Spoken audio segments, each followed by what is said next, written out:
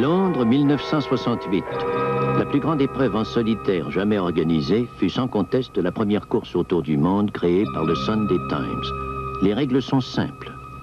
Être en mer avant le 31 octobre, pas d'escale, pas d'aide extérieure, partir et arriver d'un même port situé au nord du 40e parallèle après avoir passé les 3 caps.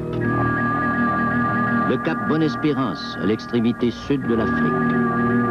Le cap Lewin au sud-ouest de l'Australie. Et évidemment, le cap Horn au bout de la terre de feu. Au sud de ces caps, il n'y a pas de terre pour atténuer la force incroyable des vents. Cette latitude porte bien son nom, des 40e rugissants. Une telle aventure est de nature à fouetter les imaginations. S'inscrivent Bill King, Alex Carrozzo, Robin Knox Johnson, Nigel Tetley, Bernard Moitessier, Donald Crowhurst, Loïc Fougeron, John Ridgway et Shea Blythe. Les deux appareillent le 1er juin. Knox Johnston, sur son Ketchou Riley, prend la mer 14 jours plus tard. Fougeron et Moitessier prennent la mer le 21 août. Bill King révèle le Galway Blizzard II. Il part le 3 septembre. À Plymouth, Tetley achève de préparer son trimaran Victress. Il prend la mer le 16 septembre. L'Italien Carrozzo part le 24 octobre. Après 3 semaines de navigation, Blythe voit son pilote automatique partir en morceaux, ce qui l'oblige à abandonner.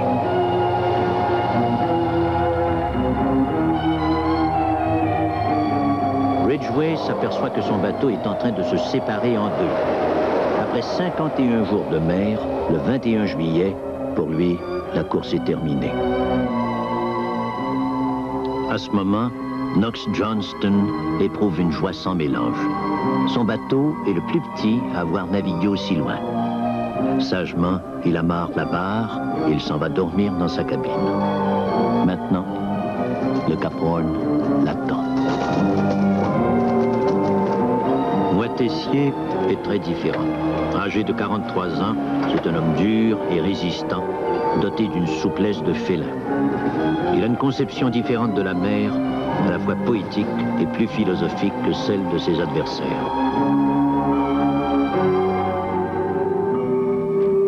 À peu près à cette époque, Carrozzo lance un appel de détresse. Il vomit le sang, ce qui le contraint à l'abandon. Il ne reste plus en compétition que Knox Johnston, dur comme fer. Moitessier, le français, en proie à son désir de communion avec l'univers. Crowhurst, l'homme aux énigmes. Et Tetley, l'épicurien, celui qui s'est emporté des huîtres et de la dinde fumée. Le 11 janvier, Tetley franchit le cap Lewin. Parti le 16 septembre, il navigue depuis 117 jours, ce qu'il met officieusement en tête.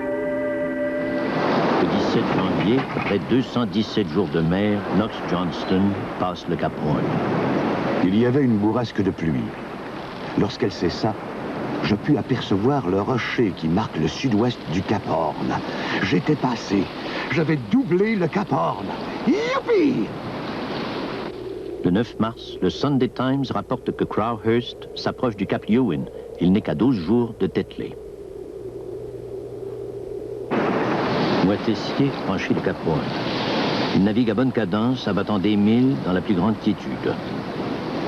Moitessier se demande pourquoi ne pas continuer une si belle aventure.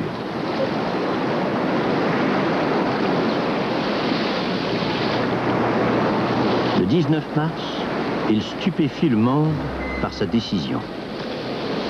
Je continue. Plutôt que de rentrer à Plymouth parce que je suis heureux en mer. Peut-être aussi parce que je veux sauver mon âme. Au lieu de remonter l'Atlantique, il décide de repasser le cap de Bonne-Espérance, puis la Tasmanie, et boucler le tour du monde par les Galapagos. Pour sa part, Tetley pousse son bateau à la limite. Il se croit toujours menacé par Crowhurst.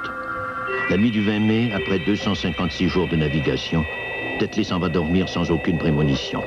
À minuit, il se réveille en sursaut pour constater qu'il a de l'eau jusqu'aux genoux.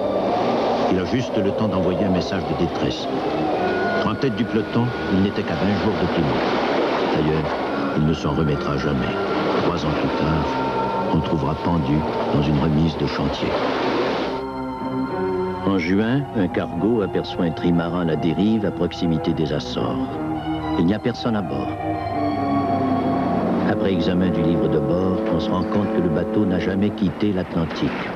Il s'agit du bateau de Donald Crowhurst. Il avait lentement basculé dans la dépression.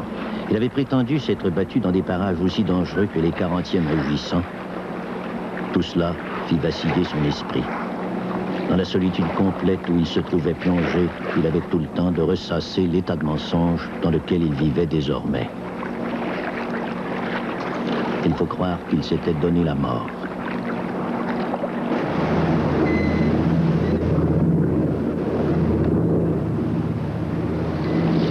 En pénétrant dans le port de Falmouth, après 313 jours de mer, au cours desquels il avait couvert 48 000 kilomètres, Suhaili offrait un spectacle inoubliable.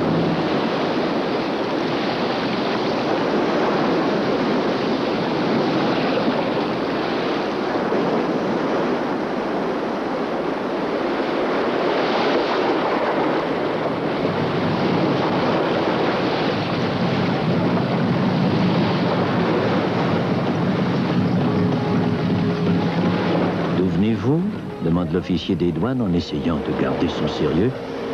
Falmouth, sir, répond Robin Knox Johnston, le seul à revenir de la course qui constituait à cette date le plus grand défi du monde de la voile.